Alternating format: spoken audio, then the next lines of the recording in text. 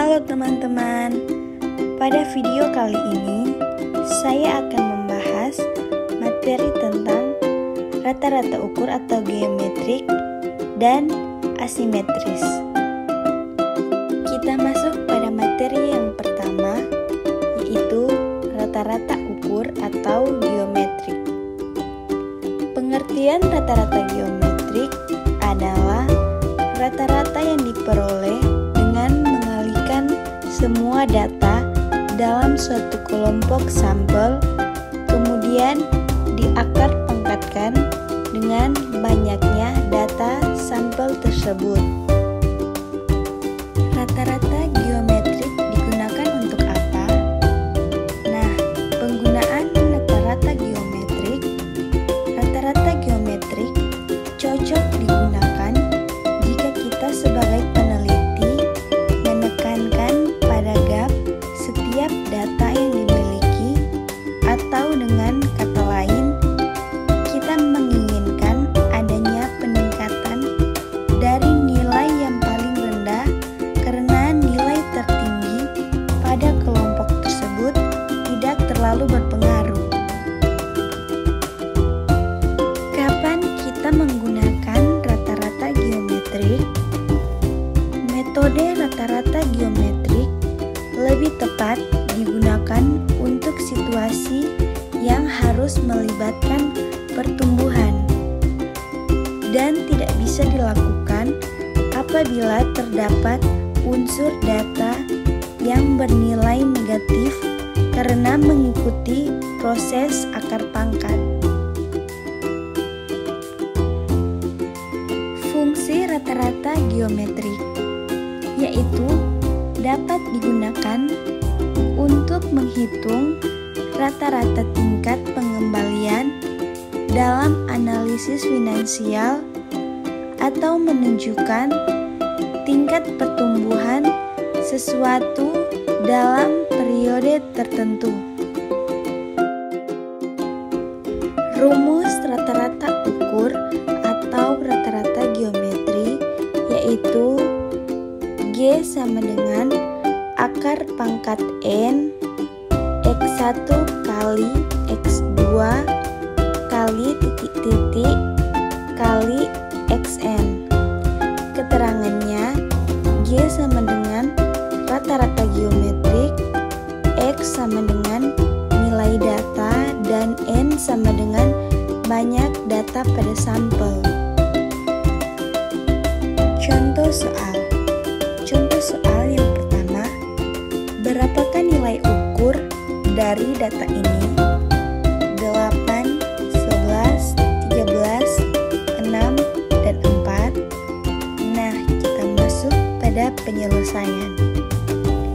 Jadi, seperti yang sudah kita ketahui, rumus rata-rata geometrik adalah G sama dengan akar pangkat N X1 kali X2 kali Xn. Dan sekarang data yang ada kita masukkan ke dalam rumus, yaitu sama dengan G akar pangkat 5, N-nya kita ganti dengan 5 karena banyak data pada sampel itu ada 5. Jadi akar pangkat 5 8 kali 11 kali 13 kali 6 dan kali 4 sama dengan akar pangkat 5 27.456. 27.456 ini didapat dari dikalikan 8 kali 11 kali 13 kali 6 kali 4. Selanjutnya sama dengan akar pangkat 5 27.456 sama dengan 7,72. Jadi rata-rata ukur dari data tersebut adalah 7,72.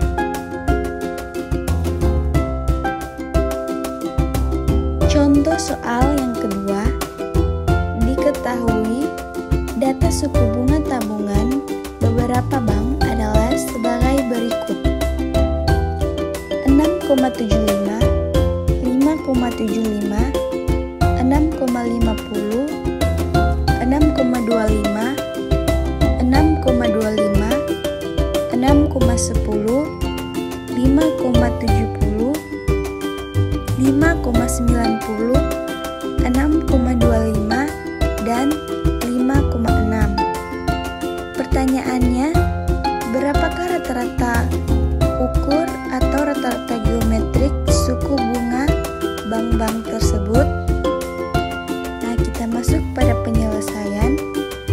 Jadi, data yang ada kita masukkan ke dalam rumus. Untuk itu, kita hitung terlebih dahulu datanya.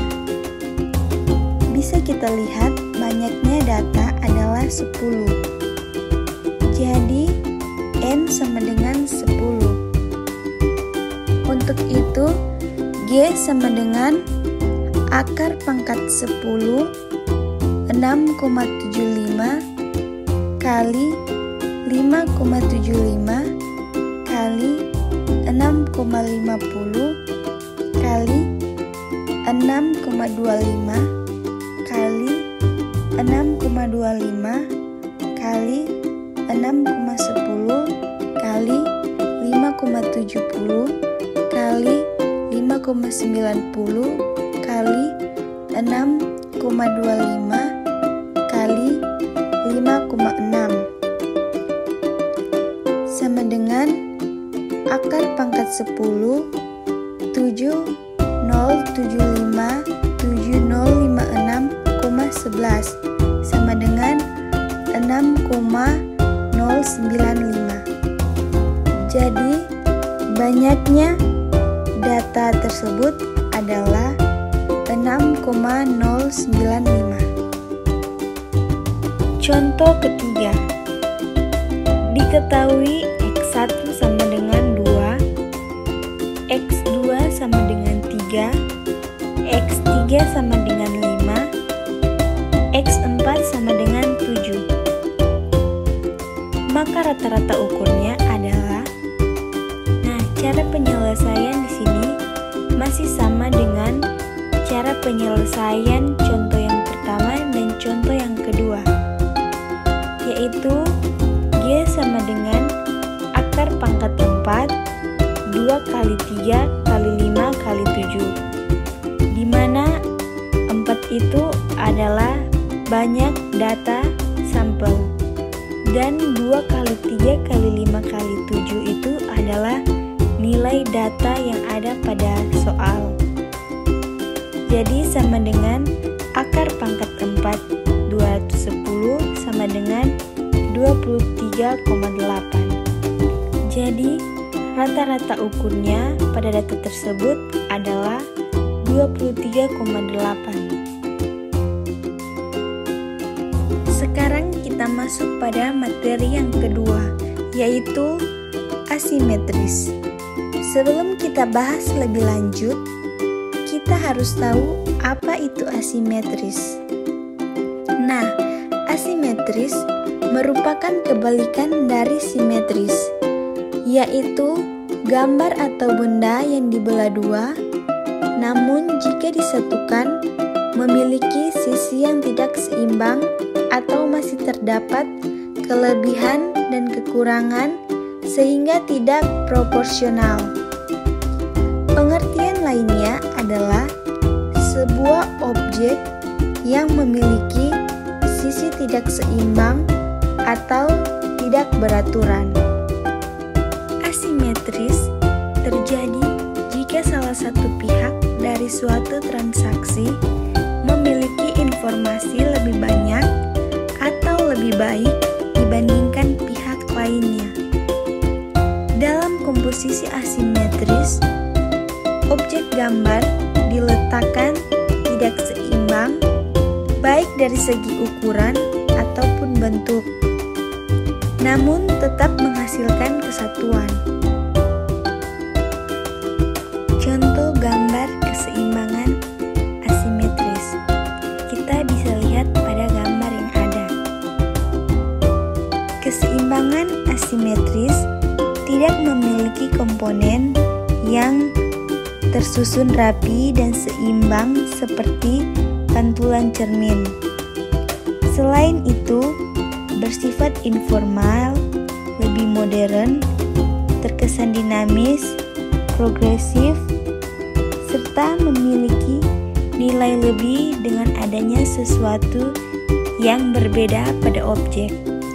Benda-benda asimetris adalah benda yang bentuknya tidak beraturan sehingga jika dilipat tidak menghasilkan bentuk yang sama, yaitu seperti gergaji, sisir, dan kunci.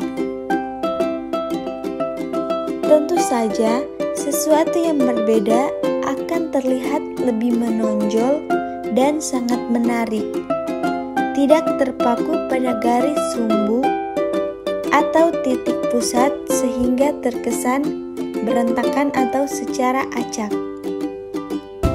Disinilah letak perbedaan simetris dan asimetris yang paling mendasar, yaitu antara objek yang tertata dengan rapi berdasarkan aturan keseimbangan dan objek yang tidak mengikuti pola teratur atau secara sistematika, hanya seperti objek abstrak dan tidak terlalu peduli dengan pola keseimbangan. Sebagai contoh, kita bisa melihat pada logo smartphone, Apple, Nike, serta lainnya yang memiliki kesan sebagai desain yang bersifat dinamis. Selain itu, bisa menampilkan efek visual secara independen tergantung dari tingkat kreativitas. Bentuk keseimbangan asimetris memang lebih banyak digunakan perusahaan swasta yang berani mengeluarkan biaya mahal untuk membuat sebuah logo.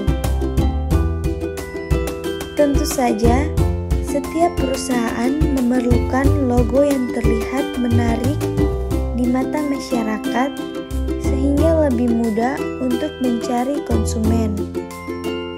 Selain itu, untuk membangun sebuah branding yang kuat agar bisa diterima dengan baik dalam masyarakat sehingga memiliki banyak customer.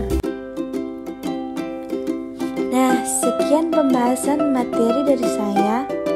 Semoga bermanfaat bagi teman-teman. Dan jangan lupa like, komen, dan subscribe channel ini. Sampai jumpa di video selanjutnya.